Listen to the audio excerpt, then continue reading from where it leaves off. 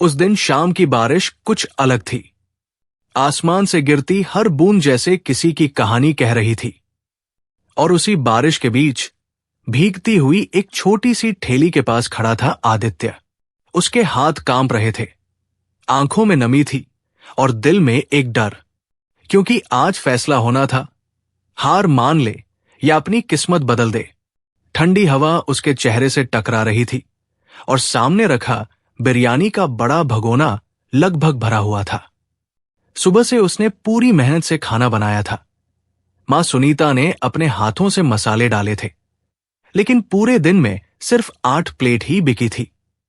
बारिश थमने का नाम नहीं ले रही थी और हर गुजरते मिनट के साथ आदित्य का हौसला टूटता जा रहा था। उसके दिमाग में बार बार वही सवाल घूम रहा था, क्या सच में मेरी किस्मत इतनी खराब है? क्या मैं कभी आगे नहीं बढ़ पाऊंगा?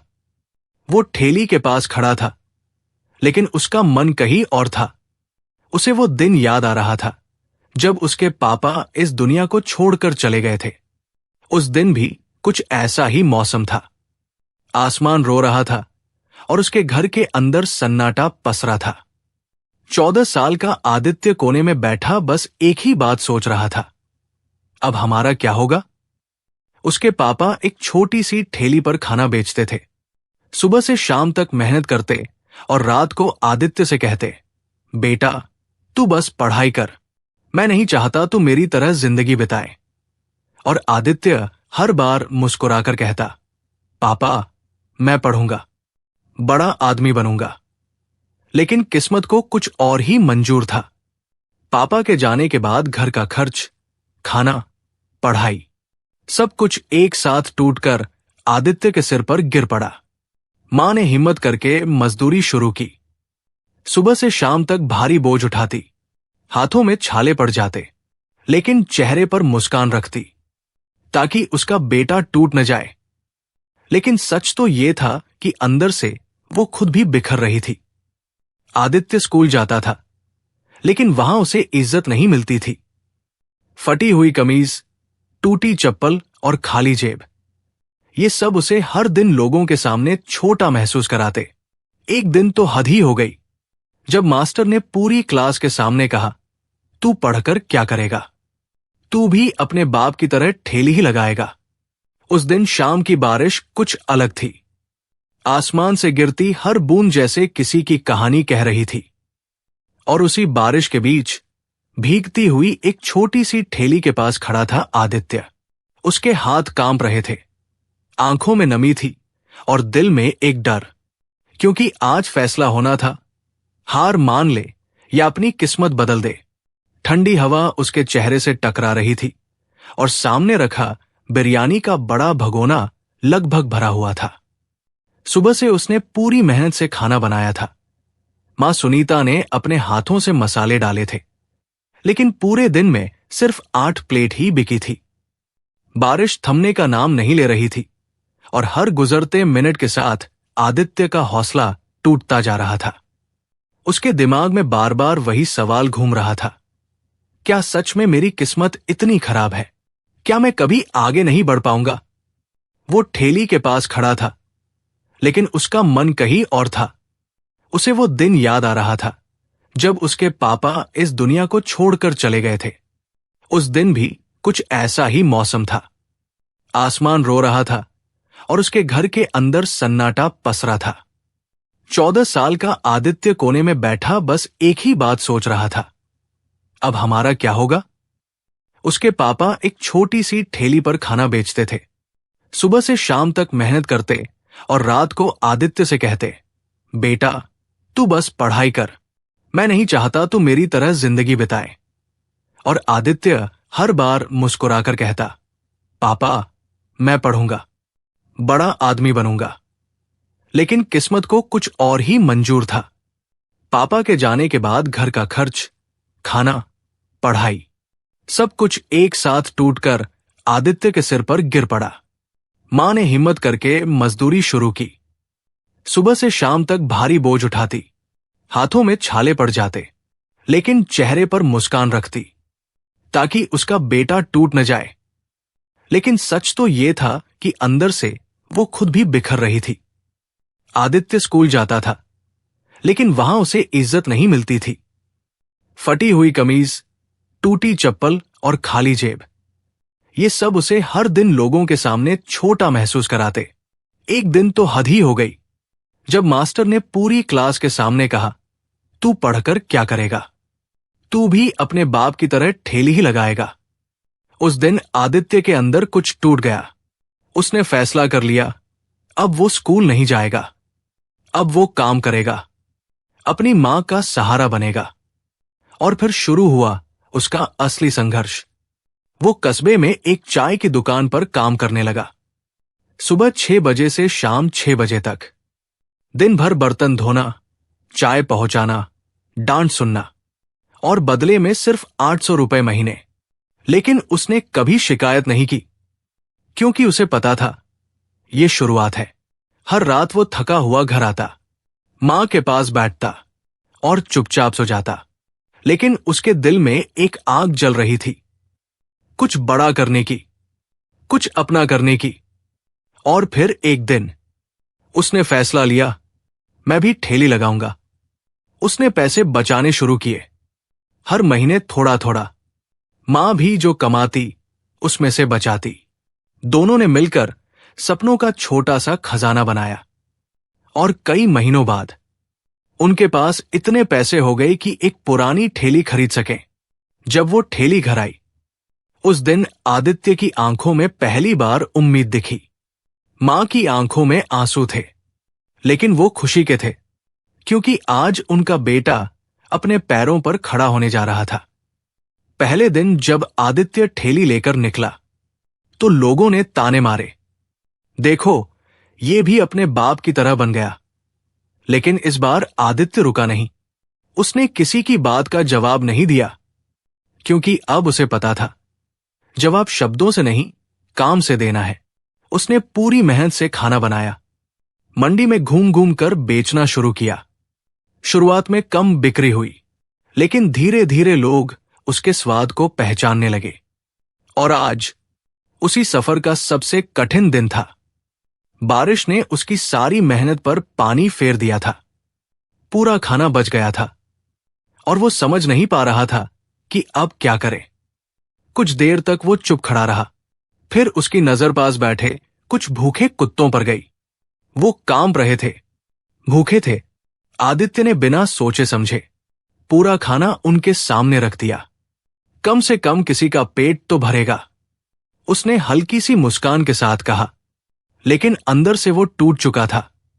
जब वो घर पहुंचा, मां ने खाली भगोना देखा और खुश होकर बोली, आज तो सब बिक गया। आदित्य ने धीरे से जवाब दिया, नहीं मां, आज कुछ नहीं बिका। मां ने उसकी आंखों में देखा और सब समझ गई। उसने उसे गले लगा लिया और कहा, बेटा हारना मत, वक्त बदलता है, बस हिम्मत मत हारना। उस रात आदित्य सोया नहीं। वो छत की तरफ देखता रहा और खुद से एक वादा किया, मैं हार नहीं मानूंगा, चाहे कुछ भी हो जाए। और यहीं से उसकी जिंदगी का असली मोड़ शुरू हुआ। अब सवाल यह है, क्या आदित्य सच में अपनी किस्मत बदल पाएगा, या फिर यह संघर्ष उसे तोड़ देगा? अगली सुबह सूरज की पहली किरण जैसे ही खिड़की से अंदर आई, आदित्य की आंख खुली। लेकिन आज उसकी आंखों में कल वाली मायूसी नहीं थी। आज उसमें एक अजीब सा जुनून था, एक आग थी, जैसे उसने रात भर में खुद से कोई बड़ा वादा कर लिया हो। उसने बिना समय गवाए मां को आवाज दी, मां, आज सिर्फ 25 प्लेट ही बनाना, लेकिन इस बार कुछ अलग करेंगे। मां सुनीता ने हैरानी से उसकी तरफ देखा, क्योंकि पहले वो ज्यादा बनाने को कहता था, लेकिन आज कम। फिर भी उसने कुछ नहीं पूछा, क्योंकि उसे अपने बेटे की आंखों में भरोसा दिख रहा था। उसने चुपचाप रसोई में जाकर बिरयानी बनानी शुरू कर दी, और इस बार उसने हर मसाले में अपना प्यार भी डाला, जैसे वो सिर्फ खाना नहीं, अपने बेटे का सपना पका रही हो। आदित्य ने ठेली तैयार की, साफ कपड़े पहने, और आज पहली बार उसने अपने बाल भी ठीक से संवारे, क्योंकि आज वो सिर्फ खाना बेचने नहीं जा रहा था, वो खुद को साबित करने जा रहा था। जैसे ही वो मंडी पहुंचा, उसने देखा कि कुछ लोग पहले से ही इंतजार कर रहे हैं। अरे आदित्य, आज देर क्यों कर दी? किसी ने आवाज लगाई। आदित्य हैरान रह गया। उसे पहली बार एहसास हुआ कि लोग उसे पहचानने लगे हैं। उसकी मेहनत रंग लाने लगी है। उसने जल्दी जल्दी ठेली लगाई और खाना परोसना शुरू किया। और जो हुआ वो उसने कभी सोचा भी नहीं था। सिर्फ 2 घंटे में उसकी सारी 25 प्लेट बिक गई। एक भी प्लेट नहीं बची। आदित्य की आंखों में चमक आ गई। उसका दिल जोर जोर से धड़कने लगा। उसे यकीन ही नहीं हो रहा था कि ये वही लड़का है जो कल तक हार मानने की सोच रहा था। वो भागता हुआ घर पहुंचा। मां, मां, सब बिक गया। उसकी आवाज में खुशी छलक रही थी। मां बाहर आई और जैसे ही उसने ये सुना, उसकी आंखों से आंसू बह निकले। उसने अपने बेटे को गले से लगा लिया। मैंने कहा था ना बेटा, मेहनत कभी बेकार नहीं जाती। उस दिन के बाद आदित्य ने एक चीज समझ ली। समय चाहे कितना भी बुरा क्यों न हो, अगर इंसान हार नहीं मानता तो वक्त खुद बदल जाता है। अब आदित्य ने अपने काम में और ध्यान देना शुरू कर दिया। उसने देखा कि लोग सिर्फ स्वाद ही नहीं, कुछ नया भी चाहते हैं। तो उसने सोचना शुरू किया, मैं और क्या कर सकता हूं? एक दिन एक ग्राहक ने कहा, भाई, बिरयानी तो अच्छी है, लेकिन अगर इसके साथ कुछ और भी मिल जाए ना तो मजा आ जाए। बस यही बात आदित्य के दिल में बैठ गई। वो रात को घर आया और मां से बोला, मां, क्यों ना हम बिरयानी के साथ कढ़ी चावल भी रखें? मां ने थोड़ा सोचा, फिर बोली, बेटा, अगर नुकसान हो गया तो? आदित्य मुस्कुराया और बोला, मां, अगर कोशिशें नहीं करेंगे तो आगे कैसे बढ़ेंगे? मां को अपने बेटे पर भरोसा था। अगले दिन उसने कढ़ी चावल भी बना दिए और आदित्य ने हर ग्राहक को नई चीज के बारे में बताया। उस दिन कुछ ऐसा हुआ जिसने उनकी जिंदगी बदल दी। लोगों को कढ़ी चावल इतना पसंद आया कि भीड़ बढ़ने लगी। पहले जहां 25 से 30 प्लेट बिकती थी, अब 50 से 60 प्लेट बिकने लगी। लोग दूर दूर से आने लगे। चलो आदित्य के पास चलते हैं। ये नाम अब मंडी में गूंजने लगा था। अब हाल ये था कि आदित्य अकेले काम नहीं संभाल पा रहा था। हाथ कांपने लगते, पसीना रुकता नहीं था, लेकिन चेहरे पर मुस्कान रहती, क्योंकि उसे पता था ये थकान नहीं, उसकी जीत की निशानी है। एक दिन उसने मां से कहा, मां, अब तुम भी मेरे साथ चलो, अकेले नहीं संभल रहा। मां ने बिना एक पल सोचे हाँ कर दी और अब दोनों मां बेटे साथ में काम करने लगे। एक खाना बनाता, दूसरा परोसता। एक पैसे संभालता, दूसरा ग्राहकों को खुश करता। उनकी जोड़ी अब मंडी में मशहूर हो चुकी थी। लेकिन कहते हैं ना, जब कोई ऊपर उठता है तो कुछ लोगों को जलन होने लगती है, और यहीं से उनकी जिंदगी में एक नया तूफान आने वाला था। एक दिन अचानक कुछ अधिकारी उनकी ठेली के पास आए और सख्त आवाज में बोले, यहां ठेली लगाना मना है, अगर काम करना है तो दुकान लेनी पड़ेगी।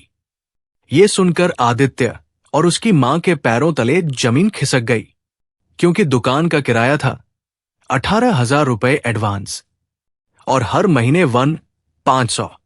आदित्य के दिमाग में एक ही बात घूम रही थी, इतने पैसे कहां से लाएंगे? उस रात दोनों चुप थे।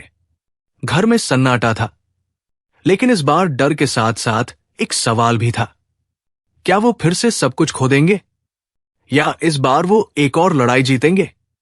अब असली परीक्षा शुरू होने वाली थी। तो बताओ, अगर तुम आदित्य की जगह होते, क्या इतना बड़ा रिस्क लेते या हार मान लेते? उस रात घर के अंदर अजीब सा सन्नाटा था। चूल्हा जल रहा था, लेकिन दोनों मां बेटे चुप थे। ना कोई बात, ना कोई हंसी, बस आंखों में चिंता और दिल में एक भारी सा डर। आदित्य बार बार उन पैसों के बारे में सोच रहा था। 18,000 रुपए एडवांस और हर महीने 1,500 रुपए किराया। उसके लिए ये सिर्फ रकम नहीं थी, ये उसकी पूरी जमा पूंजी, उसके सपनों और उसके भविष्य का फैसला था। मां सुनीता ने धीरे से पूछा, बेटा क्या सोच रहा है? आदित्य ने गहरी सांस ली और बोला, मां, अगर हम ये मौका छोड़ देंगे तो शायद फिर कभी आगे नहीं बढ़ पाएंगे, लेकिन अगर पैसे लगा दिए और काम नहीं चला तो सब खत्म हो जाएगा। मां ने उसकी आंखों में देखा और इस बार उसकी आवाज पहले से ज्यादा मजबूत थी। बेटा, जब तूने बिना कुछ के शुरुआत की थी तब भी तो डर था, लेकिन तू रुका नहीं। आज हमारे पास कुछ तो है। अगर डर कर बैठ गए तो ये भी चला जाएगा, लेकिन अगर हिम्मत की तो शायद जिंदगी बदल जाए। ये शब्द सीधे आदित्य के दिल में उतर गए। उसने उसी वक्त फैसला कर लिया, हम दुकान लेंगे। अगली सुबह दोनों मां बेटे अपने सारे पैसे लेकर मंडी ऑफिस पहुंचे। हाथ कांप रहे थे, लेकिन कदम मजबूत थे। उन्होंने 18,000 रुपए एडवांस दिए और एक छोटी सी दुकान किराए पर ले ली। जैसे ही कागज उनके हाथ में आए, आदित्य ने उन्हें ऐसे पकड़ा जैसे वो कोई कागज नहीं, बल्कि उसकी किस्मत हो। अब असली काम शुरू हुआ। दुकान खाली थी, ना कोई काउंटर, ना कोई सजावट, बस 4 दीवारें। लेकिन आदित्य ने उसी को अपना सपना बना लिया। उसने बची हुई रकम से एक छोटा काउंटर बनवाया, दीवारों को साफ किया और अपने हाथों से दुकान को सजाया। मां ने भी हर चीज में उसका साथ दिया। दोनों दिन रात मेहनत करते रहे। कुछ ही दिनों में वो छोटी सी दुकान एक नई पहचान बन गई। अब वो सिर्फ ठेली वाला नहीं था, अब वो आदित्य बिरयानी वाला बन चुका था। पहले दिन जब दुकान खुली तो आदित्य के हाथ कांप रहे थे, लेकिन जैसे ही पहले ग्राहक ने अंदर आकर कहा, भाई एक प्लेट बिरयानी देना, उसका आत्मविश्वास वापस आ गया। धीरे धीरे दुकान पर भीड़ बढ़ने लगी।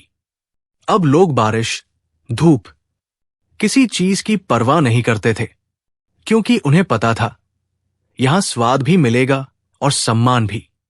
आदित्य ने अपने काम को और बेहतर बनाना शुरू किया।